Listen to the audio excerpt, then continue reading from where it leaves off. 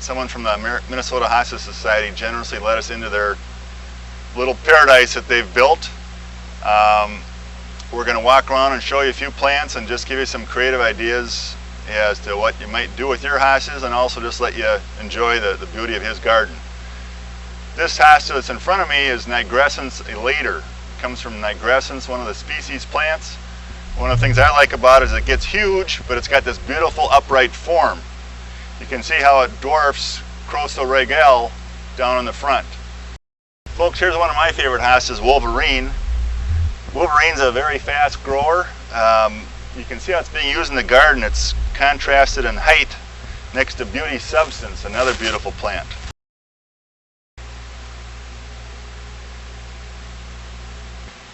Every time I give a tour in my garden or talk to a garden club, I get a little carried away and I start talking about my favorite hosta. Well, I've got all kinds of favorite hostas. In fact, that's how I get in this business. This is an example of Lady Isabel Barnett. And you can see some of the seersuckering, the beautiful size, the heart-shaped leaf, the deep veins, the different colored veins. It's a beautiful hosta. Folks, one of the things that makes the world go around is everybody likes something different. Well, in the case of hostas, I love them all. This is, again, Nigrescens elater.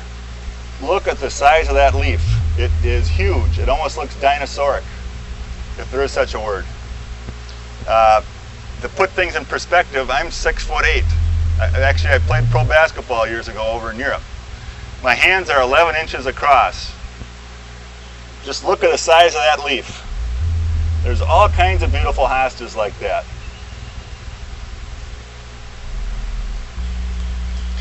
I'd be remiss if I didn't pay a special attention to this hosta. It's called Bob Olson. It's a beautiful plant. Bob is a past president of the American Hosta Society and our present editor for the Hosta Journal. Bob's made significant contributions to the world of hostas. This is a beautiful blue-gray cupped hosta. It's called a Buca drinking gourd. It's quite famous. It's a slow grower, but it's worth the wait. What I like about it is it's got this deep cup and then a lot of corrugation inside.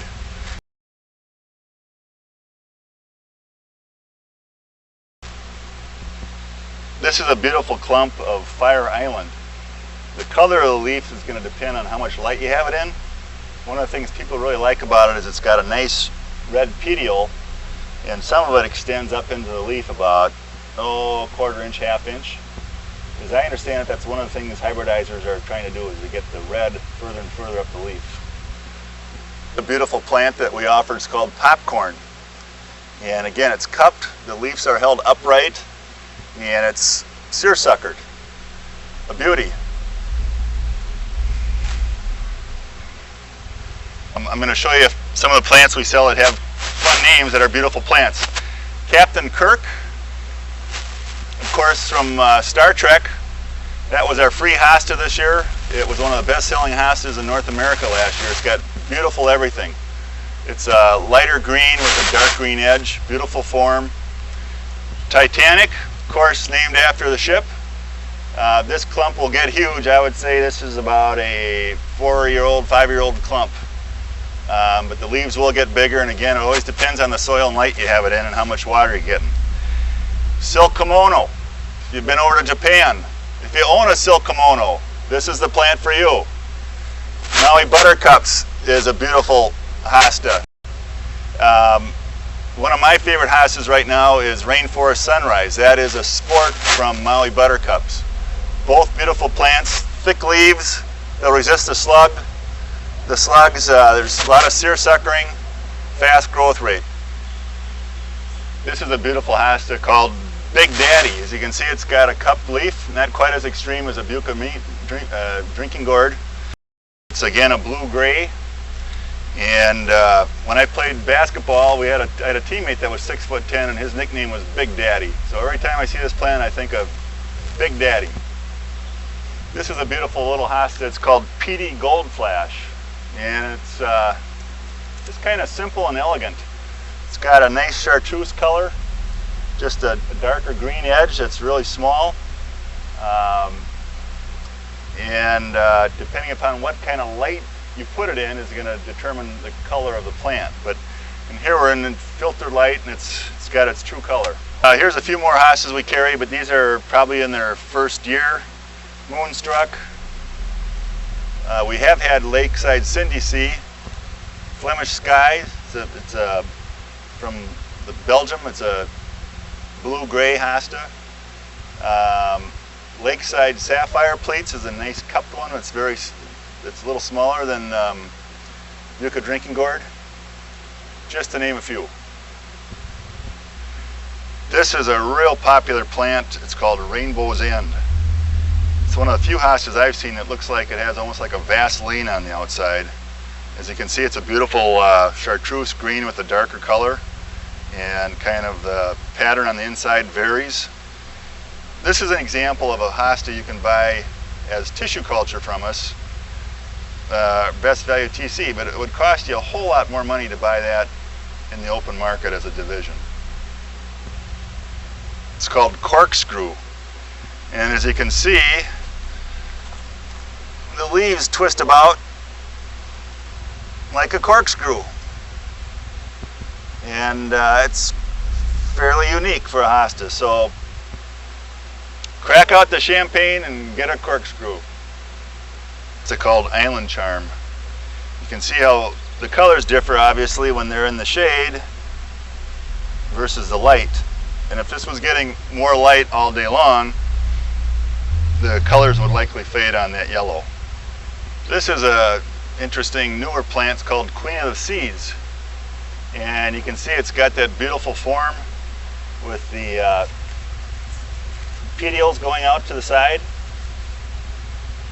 and it's got the serrated edge, and it's just slightly cupped, not that much, and then it's got this interesting gray blue color. This is a beautiful hosta called Ice Age Trail, and obviously it's streaked. As I understand it, what's unique about it is it's not just streaked, but it's a stable streak, meaning it should stay streaked year after year. A lot of times with streaked hostas, you want to watch them closely. If they start to revert back to their parentage, you want to cut that portion out. Some people think you need to keep cutting the hosta in divisions to keep it streaked. But anyway, this has been a big seller. You'll find that we were way less than half price what you'd pay elsewhere on the internet. This is a plant called Templar Gold that we carry. It's kind of interesting in that it's got a long gold leaf, and it's thick throughout the whole thing. You can't quite see it here, but it is a beautiful plant. This one's called Designer Jeans. Designer Jeans, I don't know if you can see it on the film, but it's got the red petioles. And I like the name. You can see better pictures of it on our website. And this is a plant called Lakeside Meadow Ice. This is a hosta called Bridegroom. It's funky. It's really popular. It's got kind of some of the reverse characteristics of most hostas. You can see it, the point pops up like this. The plant kind of goes up and or down and then up. And it's got deeper veins. It's a nice green, and might be the right hosta for your theme party.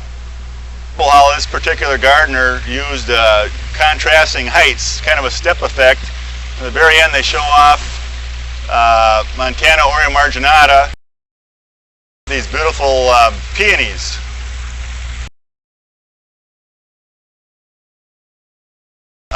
It's got to be a great way to come home at night and get up in the morning. Rainforest Sunrise, which is one of my favorite hostas. It's cupped, seersuckered, slug resistant, sun resistant, fast growth rate, and then a beautiful multicoloring. This is a sport of Maui buttercup.